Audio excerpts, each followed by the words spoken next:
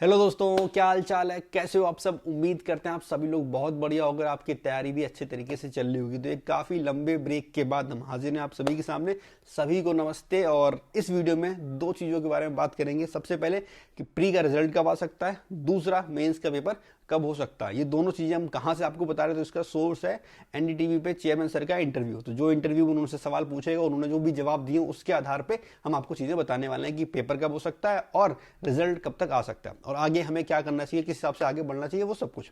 Video शुरू करें उससे पहले दो चीज़ें बतानी है। पहली, वो जो फोटो आप देख रहे हो वो मेरी नहीं है, तो वो नीचे कॉमेंट करने की ज़रूरत नहीं है कि भैया की शादी है, भैया की फोटो या जो भी आपके मन में आए। वो मेरे बड़े भैया की है, उनकी शादी होने वाली है और ये रूम भी उन्हीं का है। बस वो दिल्ली में रहते हैं तो उनके रूम को यहाँ पे यूज़ कर रहे हैं। दूसरा, ये दाग है, इसके बारे में दो तीन लोग बोल सकते हैं। तो ये जो मंदिर गए थे वो टीका फैल गया है, बस वही है। ठीक है, चलो शुरुआत करते हैं। सबसे पहले जो इंटरव्यू हुआ था, अगर हम उसकी बात करें तो उन्होंने सीधा सीधा बोला कि जो प्री का पेपर है वो 12 सितंबर से 26 सितंबर के बीच में हुआ था। टोटल 45 शिफ्ट थी, 4500 सवाल पूछे गए।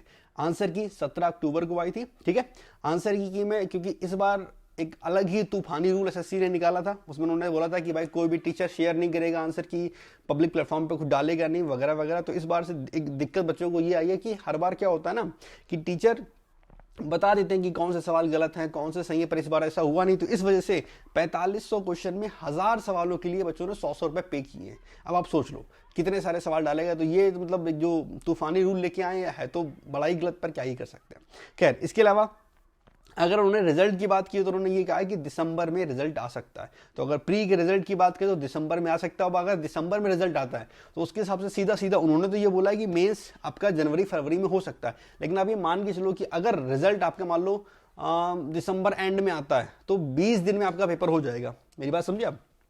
इससे पहले बहुत बार हुआ है कि रिजल्ट आने के 20-25 दिन, मैक्स आप एक महीना मान के चलो। तो उन्होंने जनवरी फरवरी जरूर बोल दिया है मेंस के लिए, लेकिन अगर दिसंबर में रिजल्ट आता तो आप ये मान के चलना कि जनवरी में पेपर है। कहने का मतलब अगर दिसंबर में, हम बोलते 15-20 दिसंबर को अगर रिजल्ट आता है, 20-25 तक भी आता है, तो आप ये मान के चलो कि 15 जनवरी के बाद कभी भी आपका पेपर हो सकता है। क्योंकि उन्होंने जनवरी फरवरी मेंस के लिए बोला, तो ये मैं सोच रहा कि अब तो फरवरी में ही पेपर होगा, हमारे पास अच्छा खासा टाइम है कि नवंबर है, दिसंबर है, जनवरी है, और 3 महीने का टाइम। ऐसा कुछ भी नहीं है। हम फिर से बोल रहे हैं, अगर दिसंबर में रिजल्ट आता है तो आप जनवरी मान के चलोगे पेपर के लिए। डेट आगे बढ़ जाएगी, कोई दिक्कत नहीं है, कोई फर्क नहीं पड़ता उस चीज से।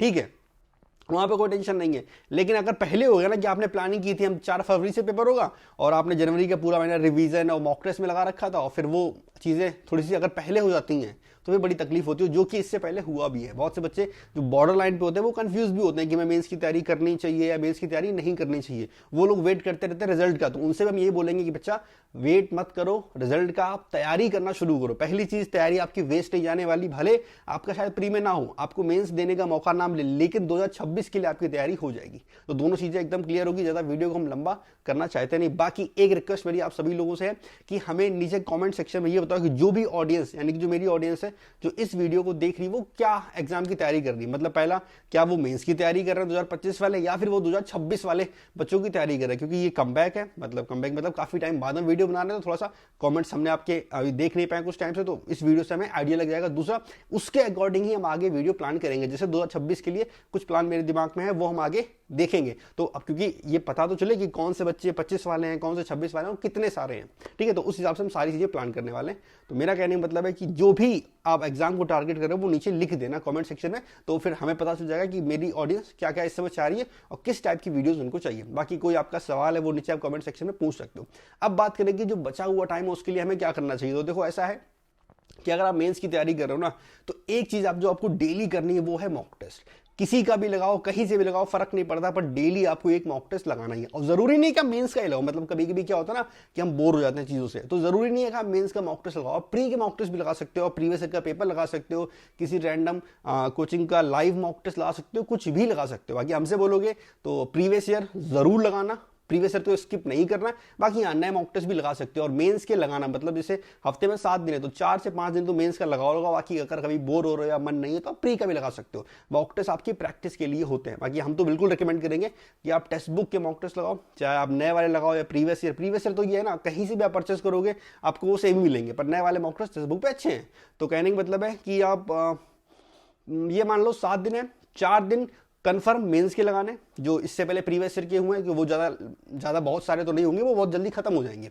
ठीक है, तो पहले सारे प्रीवियस ईयर के मॉक टेस्ट खत्म कर डालो मेंस के। ठीक है, उसके बाद जो प्रीवियस ईयर मेंस के नए वाले मॉक टेस्ट होंगे, जैसे लाइव मॉक टेस्ट कोई हुआ होगा या फिर जो नॉर्मल 20-30 मॉक टेस्ट वो लोग दे रखे होते हैं, वो सारे भी खत्म कर डालो। और बीच बीच में 2-3 दिन आप चाहो तो हफ्ते में, जैसे मान लो 4 दिन अगर आपने मेंस के लगा रहे हो तो 2-3 दिन आप चाहो तो प्री के भी लगा सकते हो। उससे क्या होगा, थोड़ा सा आप बोर नहीं होगे, वो होता है। ठीक, बाकी मॉक टेस्ट जरूर लगाओ। ठीक है, मॉक टेस्ट के बिना सिलेक्शन नहीं होता।